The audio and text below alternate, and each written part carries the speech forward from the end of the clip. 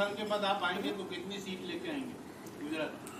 हाँ, सरकार बनाएंगे, आप चिंता मत कीजिए, बहुमत से सरकार बनाएंगे। अभी बहुत जल्दी है, चिंता मत कीजिए। एक तरफ किसान दुखी है, दूसरी तरफ किसानों के बच्चे, किसान ब्याज पे लोन लेके अपने बच्चों को पढ़ाता है। मैंने कई वीडियो देखे हैं गुजरात के बच्चों के, कई कई लाख रुपए का लोन लेता है, बच्चों को शहर भेजता है, सूरत भेजता है, अहमदाबाद भेजता है, कोचिंग कराता है, पढ़ाता है, और पढ़ने के बाद फिर पेपर लीक हो जाता है। जब पेपर देने की बारी आती है, पेपर लीक हो जाते हैं। बच्चों को रोते हुए देखा है कि सर 3 साल से हम पढ़ाई कर रहे थे, कोचिंग कर रहे थे, इतना पैसा लिया मेरे पिताजी ने, लेकिन अब पेपर लीक हो गया, अब अगला पेपर पता नहीं कब होगा। इनसे पेपर नहीं कराया जाता। पेपर लीक कराने वाले कौन हैं? इन्हीं के लोग हैं। बच्चे बेरोजगार घूम रहे हैं, इनसे रोजगार नहीं दिया जा रहा, पेपर लीक हो रहे हैं, तो बच्चों को बर्बाद कर दिया।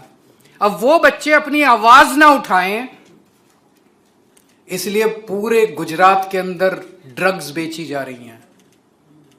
पूरे गुजरात के आज आपको गली गली के अंदर नशा ड्रग्स मिलेंगे, गली गली के अंदर ड्रग्स मिल रही हैं। बच्चों को ड्रग्स के अंदर धकेला जा रहा है। गुजरात के हर परिवार को पूरी तरह से बर्बाद किया जा रहा है इस सरकार के द्वारा। पर मुझे लगता है ये इनके आखिरी दिन है। पूरे गुजरात के लोग अब इकट्ठे हो रहे हैं। कल मुझे पता चला जिन किसानों को, किसान के परिवार के लोगों को गिरफ्तार किया गया, उन गांव के लोगों ने हिम्मत करके, पूरे गांव ने उनके खेत को जोता है। जैसे एक गांव के अंदर अगर एक किसान परिवार को गिरफ्तार किया तो उसके खेत में काम करने वाले लोग नहीं थे, तो पूरे गांव के लोगों ने इकट्ठा करके उसके खेत को जोता है। अब लोग इकट्ठे हो रहे हैं, इनकी आवाज। आज गुजरात के अंदर 2 चीजें खुलेआम बिकती हैं, एक ड्रग्स और एक सड़क पे गड्ढे। 30 साल के बाद आज इन्होंने जो गुजरात का हाल कर दिया है, अब इसको खत्म करने का समय आ गया है। अभी तक लोगों के पास विकल्प नहीं था, क्योंकि कांग्रेस और बीजेपी दोनों मिले हुए हैं, दोनों के ज्वाइंट धंधे हैं, दोनों मिले हुए हैं, दोनों खुश हैं। कांग्रेस चाहती नहीं कि बीजेपी की सरकार जाए गुजरात से, लेकिन अब विकल्प है लोगों के पास। घर घर के अंदर आज बात हो रही है, आम आदमी पार्टी की बात हो रही है। आज आम आदमी पार्टी के नेताओं को, गोपाल इटालिया, यशोदान गढ़वी, राजू करपड़ा, प्रवीण राम, चैतर वसावा, मनोज सोरठिया, बहुत सारे नेता हैं हमारे जिनके तरफ लोग बड़ी उम्मीद के साथ देखते हैं। मैं पूछना चाहता हूं, बीजेपी के एक नेता का नाम बता दीजिए जो उम्मीद देता है गुजरात के लोगों को। मैंने इतने सारे नेताओं को, और भी बहुत नाम है, आम आदमी पार्टी के इतने सारे नेताओं के नाम मैंने गिनाए जिनको लोग बहुत उम्मीद के साथ देखते हैं।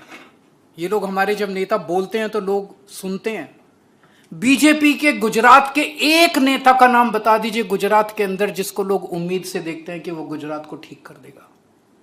कांग्रेस के एक नेता का नाम बता दीजिए जिसकी तरफ लोग उम्मीद से देखते हैं कि वो गुजरात को ठीक कर। उनके पास एक भी नेता नहीं है, कोई उम्मीद नहीं है इन दोनों पार्टियों से। आज आम आदमी पार्टी उम्मीद है, और मैं लोगों को कहना चाहता हूं, आप लोगों को ही गुजरात बचाना है। हम लोग तो बहुत छोटे हैं। गुजरात बचाने की जिम्मेदारी गुजरात के लोगों के ऊपर है। आपको सामने आना पड़ेगा, डर निकालना पड़ेगा। ये एफआईआर का खेल जो खेल रही है बीजेपी, एफआईआर से डराना चाहती है। मैं भी जेल होके आया, 6 महीने जेल रहा।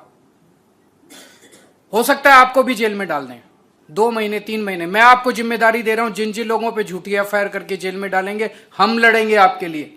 और जिस दिन सरकार बदलेगी, गुजरात की 2 साल के बाद चुनाव है, जिस दिन सरकार बदलेगी, 24 घंटे के अंदर सारी झूठी एफआईआर वापस लेंगे और गुजरात के लोगों को तंग करने वाले मंत्रियों को जेल में भेजा जाएगा। 2 महीने पहले हड़दड़ के अंदर जो किस्सा हुआ, बहुत से लोग, 50% से ज्यादा लोग किसानी के ऊपर अपना जीवन यापन करते हैं। 54 लाख किसान परिवार गुजरात के अंदर किसानी पे अपना जीवन यापन करते हैं। आज किसानों का बुरा हाल है, किसान बहुत दुखी हैं। ना बीज मिलता है, खाद के लिए लंबी लंबी लाइनें लगी पड़ी हैं जगह जगह, बहुत ज्यादा मशक्कत करनी पड़ती है, लड़ाई झगड़े होते हैं। कर्जा प्रथा के खिलाफ हड़दड़ में जब 2 महीने पहले इकट्ठे हुए किसान, उनको पूरे दाम नहीं मिलते, अपने फसलों के दाम नहीं मिलते। कुछ लोग उनके साथ नाइंसाफी करते हैं, अन्याय करते हैं। किसानों को 1500 के अंदर डील होती है, 1200 रुपए देते हैं। जब इस कर्जा प्रथा के खिलाफ किसान हड़दर में इकट्ठे हुए तो किसानों के ऊपर इस अत्याचारी सरकार ने, भारतीय जनता पार्टी की सरकार ने लाठियां बरसाई, आंसू गैस के गोले छोड़े, निर्दोष किसानों के घर में घुस घुस के उनके परिवार के लोगों को, निहत्थे लोगों को, शांतिपूर्ण तरीके से अपनी मांग कर रहे लोगों को उनको गिरफ्तार किया। 88 किसानों को गिरफ्तार किया,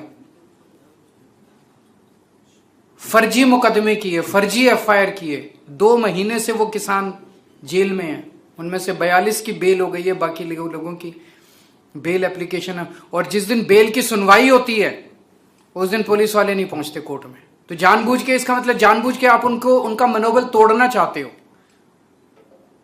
तो आज किसान दुखी है बुरी तरह से। कल मैं उन किसान परिवारों से मिला जिनके बच्चे या तो जेल में हैं या जेल से छूट गए। उनकी कहानियां सुनिए, सुन के आपको रोना आएगा। उन्होंने बताया कि पहले 24 घंटे जब उनको गिरफ्तार किया गया, उनको 24 घंटे तक पीने का पानी नहीं दिया गया, उनको खाने के लिए कुछ नहीं दिया गया, पुलिस के अंदर उनकी पिटाई की गई। क्या चाहती है बीजेपी? उनका मनोबल तोड़ना चाहती है। मैं इन्हें कहना चाहता हूं, भगवान से डरो।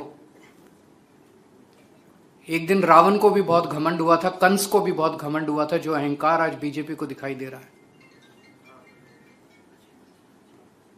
कल मैं उन परिवारों से मिला, मैं उन्हें सलाम करता हूं, उन परिवारों को, कि पूरे प्रेशर के बावजूद वो मेरे से मिलने के लिए आए। उनके ऊपर खूब प्रेशर बनाया गया कि केजरीवाल से मिलने के लिए नहीं जाना, नहीं तो ये कर देंगे, वो कर देंगे। लेकिन मैं कहना चाहता हूं, गुजरात की जनता खड़ी हो रही है। आज आप सब लोगों ने गुजरात की बीजेपी सरकार की तानाशाही का जीता जागता उदाहरण देख लिया। आज सुबह 11 बजे मुझे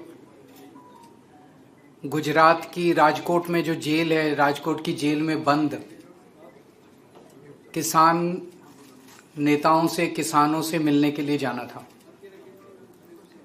मुझे उनसे मिलने के लिए नहीं जाने दिया गया। आप सोच सकते हैं कि इससे बड़ी तानाशाही और क्या हो सकती है। मैं कोई आतंकवादी हूं? मैं कोई क्रिमिनल हूं? और जो लोग जेल में बंद हैं वो लोग किसान हैं, हमारे देश के नागरिक हैं। वो लोग कोई क्रिमिनल नहीं है, वो लोग कोई अपराधी नहीं है। मैंने कल अप्लाई किया था जेल में मिलने के लिए, लेकिन आज मुझे सुबह सुबह मैसेज आया कि आपको उनसे मिलने की इजाजत नहीं है। मैं सोच रहा था, अंग्रेजों ने जब भगत सिंह को गिरफ्तार किया था,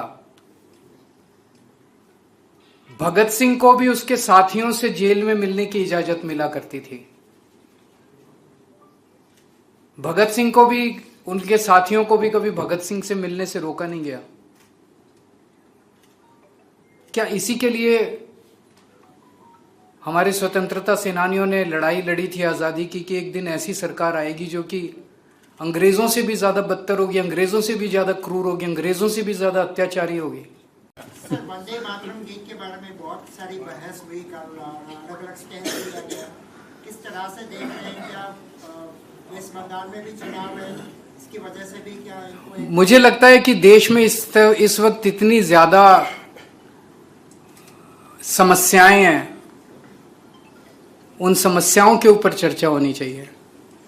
अभी ये जो इंडिगो एयरलाइंस का पूरा घटनाक्रम हुआ, हजारों की संख्या में एयरपोर्ट्स के ऊपर अफरा तफरी मची हुई थी। पूरी दुनिया भारत की तरफ देख रही थी। 21वीं सदी का भारत, एक आधुनिक भारत होना चाहिए, और हमसे अपनी एयरलाइंस नहीं संभलती। कुछ तो गड़बड़ है।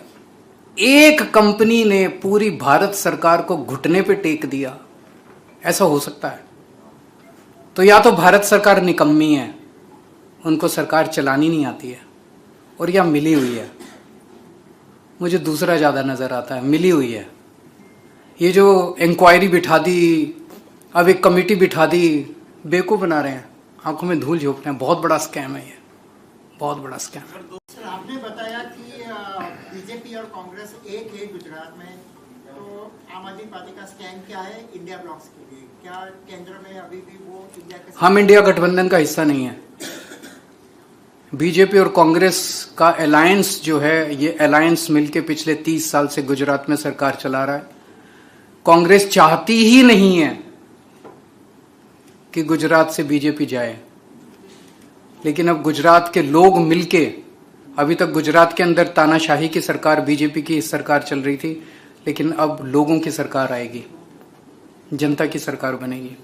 सर, आपने बताया कि बीजेपी और कांग्रेस एक है गुजरात में, तो आम आदमी पार्टी का स्टैंड क्या है इंडिया ब्लॉक्स के लिए? क्या केंद्र में अभी भी वो इंडिया के हम इंडिया गठबंधन का हिस्सा नहीं है। बीजेपी और कांग्रेस का अलायंस जो है, ये अलायंस मिलके पिछले 30 साल से गुजरात में सरकार चला रहा है। कांग्रेस चाहती ही नहीं है कि गुजरात से बीजेपी जाए, लेकिन अब गुजरात के लोग मिलके, अभी तक गुजरात के अंदर तानाशाही की सरकार, बीजेपी की सरकार चल रही थी, लेकिन अब लोगों की सरकार आएगी, जनता की सरकार बनेगी। सर, आपने कहा कि गुजरात में गली गली में ड्रग्स मिलता है। गुजरात सरकार ने कहा कि हमने अभी तक सर्वाधिक ड्रग्स के कंसाइनमेंट पकड़े हैं। मुंड्रा पोर्ट जो है, वो पूरे देश के लिए एक बहुत बड़ा गेटवे बन गया है ड्रग्स का। मुंड्रा पोर्ट से बहुत बड़े बड़े कंसाइनमेंट पकड़े गए हैं। वो कहां गए? उनका दोषी कौन था? कुछ पता चला? कुछ नहीं पता चला। और जो नहीं पकड़े गए, जो निकल गए, उसका तो कोई हिसाब ही नहीं है। तो मैं कल भी बहुत लोगों से मिला, शाम को भी बहुत लोगों से मिला, दोपहर में भी बहुत लोगों से मिला। आप एक बार जनता से बात करके देखिए, पूरी जनता आज कह रही है गुजरात के अंदर कि गली गली के अंदर ड्रग्स बिक रहे हैं। पूरे के पूरे गुजरात के युवाओं को अंधकार में, भविष्य की ओर, उनका भविष्य अंधकार में होता जा रहा है। गुजरात सरकार क्या कर रही है? क्या गुजरात सरकार की मिली भगत के बिना यह हो सकता है? नहीं हो सकता। आज पंजाब को देख लीजिए। पंजाब में जब हमने सरकार संभाली थी, गली गली के अंदर नशा बिकता था, गली गली में ड्रग्स बिकते थे। वहां पे नशा बेचने वालों के घर तोड़े जा रहे हैं बुलडोजर से। टीवी के ऊपर आपने, सोशल मीडिया पे भी देखा होगा, बुलडोजर से उनकी बिल्डिंग्स तोड़ी जा रही है। उनको पकड़ पकड़ के 25,000 से ज्यादा नशा बेचने वालों को, ड्रग्स बेचने वालों को गिरफ्तार किया हम लोगों ने। अगर हम कर सकते हैं, हमारी नीयत साफ है, तो गुजरात में भी हो सकता है। गुजरात में क्यों नहीं हो रहा? किसी को पकड़ा जाता है? नकली शराब बिकती है, किसी को पकड़ा जाता है? कोई नहीं पकड़ा, खुलेआम बिक रही है। क्यों? करने वाले इनके साथ मिले हुए हैं। गोवा की नाइट में भी 25 से ज्यादा लोगों की मौत भी हो गई। ऐसा कैसे हुआ कि गोवा के अंदर जो क्लब के मालिक थे, वो भाग गए, रातों रात भाग गए, और उसी फ्लाइट से भाग गए जिस फ्लाइट ने इनको ब्लैकमेल किया, इंडिगो से। तो भारत सरकार केजरीवाल को तो जेल में डालती है, लेकिन गोवा के अंदर 25 लोगों की हत्या करने वालों को देश से भगा देती है। इसका मतलब बीजेपी मिली हुई है। मिली हुई है कि नहीं मिली हुई है?